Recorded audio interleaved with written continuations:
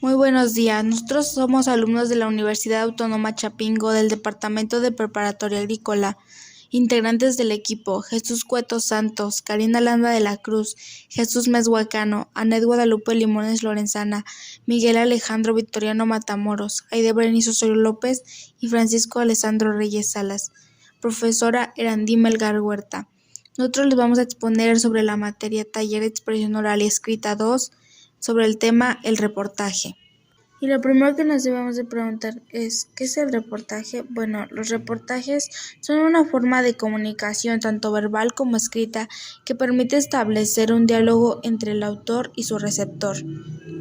A menudo se refieren a noticias o eventos. Los periodistas pueden escribir, describir o analizar información de los medios de comunicación o experiencias personales para convertirlo en un nuevo tipo de literatura.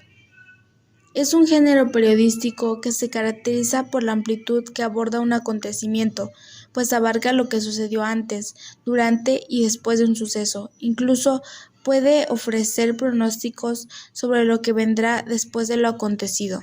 El reportaje se estructura de 4 puntos. El primero es el titular. Informa acerca del contenido del reportaje. Al igual que las noticias, puede ir acompañado de un antetítulo y de un subtítulo. El párrafo inicial o entrada. El objetivo principal de la entrada es captar la atención del receptor. Por ello, es importante que empiecen con contenidos interesantes y atractivos. El cuerpo del reportaje. Los párrafos siguientes desarrollan el tema y deben estar conectados entre sí y escritos con coherencia. Es habitual que estén organizados en epígrafes. Y el último, pero no menos importante, es el párrafo final. Las oraciones finales deben dejar una buena sensación de la lectura. Pueden incluir conclusiones y dejar la estructura cerrada. Acabar con comentarios como los que se escribieron al principio o hacer comentarios que inviten a la reflexión. A continuación, les vamos a mostrar un ejemplo de reportaje elaborado por mis compañeros y yo.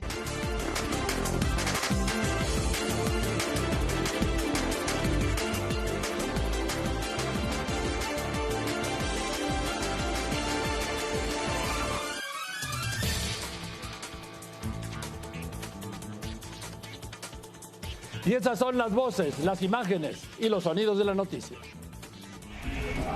La pandemia y su impacto medioambiental. Antes de la llegada del COVID-19 a nuestras vidas, el ser humano tenía un gran reto por delante: hacer frente a la emergencia climática, una crisis provocada por nuestra propia especie que tiene devastadoras consecuencias en el bienestar de la fauna y flora del planeta, al igual que la salud de las personas. Según los datos de la Organización Mundial de la Salud, la OMS, cada año mueren unos 7 millones de personas debido a la contaminación atmosférica, el doble que el número de fallecidos desde el inicio de la pandemia. Aunque podría parecer que ambas crisis no tienen relación, la ciencia lo tiene claro. Primero, el cambio climático y cada vez la mayor invasión humana de la naturaleza es lo que los expertos señalan como el principal motivo por el cual entramos en contacto con un virus animal, y dicen que podría volver a pasar.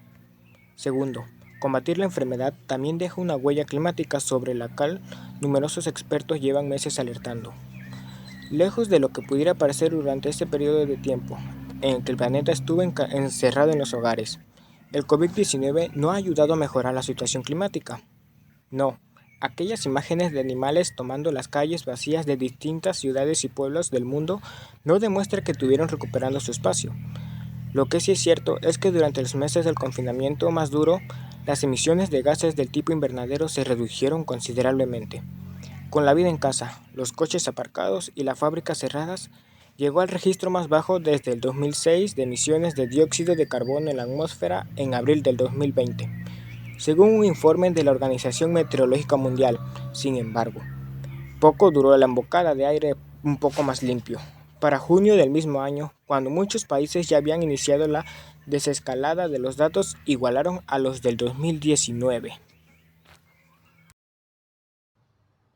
La contaminación del agua.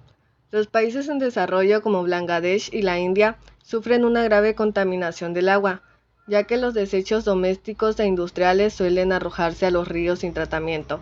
Durante el cierre, las fuentes de esta contaminación redujeron en gran medida. y, por lo tanto, redujeron el alcance de la contaminación. El río Ganges alcanzó un límite permisible de pureza debido a esta reducción de la contaminación, una reducción del 500% de las aguas residuales y efluentes industriales junto con una disminución de visitantes ha sido de gran ayuda. Restauración ecológica. El turismo contribuye significativamente a la producción nacional bruta mundial. La industria del turismo es responsable de aproximadamente el 8% de las emisiones globales de gases de efecto invernadero. Sin embargo, debido al brote y las restricciones, la cantidad de turistas que visitan los puntos de interés turístico se redujo a nivel mundial. Por ejemplo, en Phuket, Tailandia, hay un promedio de 5.452 visitantes al día.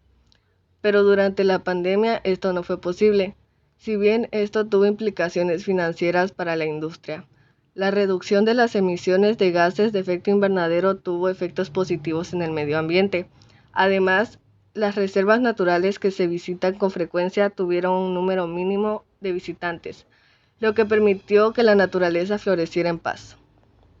De residuos. El drástico aumento de EPP, que incluye mascarillas, guantes y viseras, ha generado una gran cantidad de desechos. Los desechos biomédicos se han generado en todos los hospitales del mundo. Son una parte esencial para controlar la propagación del virus. En México se tomaron medidas extremas a causa de la contaminación. Más de 440 toneladas métricas de desechos médicos durante el pico del brote. En India, Ahmedabad generó 1.000 kilogramos durante el día del primer bloqueo. El aumento de residuos peligrosos se ha convertido en un gran desafío para la gestión de residuos.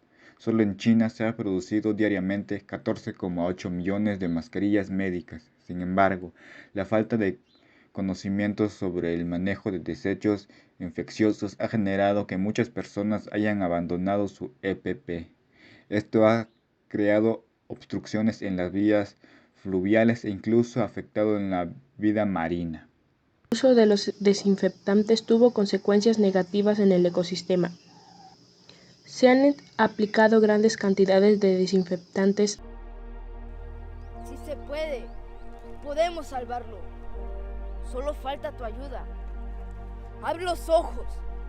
En carreteras y otras áreas para exterminar el virus. Este uso extensivo de desinfectantes pudo matar especies no objetivo, creando un equilibrio ecológico. Si bien la pandemia ha tenido efectos positivos, también hay numerosas consecuencias negativas duraderas. Las máscaras médicas tardan hasta 450 años en degradarse. Recordaremos los desafortunados eventos en la pandemia a los años venideros. La pandemia ha puesto de relieve la necesidad de planificar mejor para tales eventos teniendo en cuenta los impactos ambientales. Una figura ambiental de la ONU, Joe Semesuya, ha declarado que la pandemia del COVID-19 es una advertencia del planeta de que nos espera mucho peor a menos que cambiemos nuestras costumbres. La pandemia y el uso de plásticos. Se estima que la demanda de plásticos debido a la COVID-19 ha aumentado un 40% para el empaque de materiales y un 17% para usos médicos. La Organización de las Naciones Unidas considera que la contaminación de plásticos es una crisis global, aunque la pandemia ha demostrado que el plástico es la solución más barata y confiable para la protección personal. El aumento en el uso de estos materiales para elementos de protección personal ha ocasionado un faltante global significativo. Países como la India, que tienen menor capacidad de manejo de residuos, también son productores de equipo de protección personal. Cuando la Organización Mundial de la Salud actualizó la información respecto de los modos de transmisión viral mediante aerosoles, la demanda de máscaras faciales se incrementó junto con su descarte. Sin embargo, los gobiernos recomiendan que el público utilice máscaras de tela para garantizar la disponibilidad de los elementos de protección para el personal médico.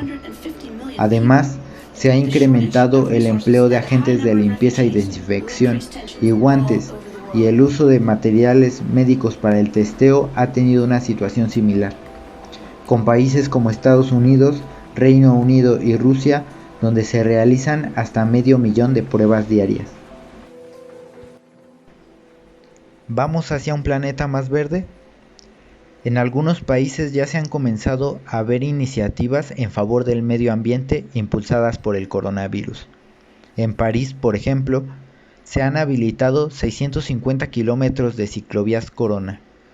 En Milán se anunció un ambicioso plan para reducir el uso de autos y priorizar a peatones y ciclistas como respuesta a la crisis causada por el virus. La crisis del petróleo también podría impulsar algunos cambios. Los precios del petróleo se han desplomado y eso causa un gran impacto.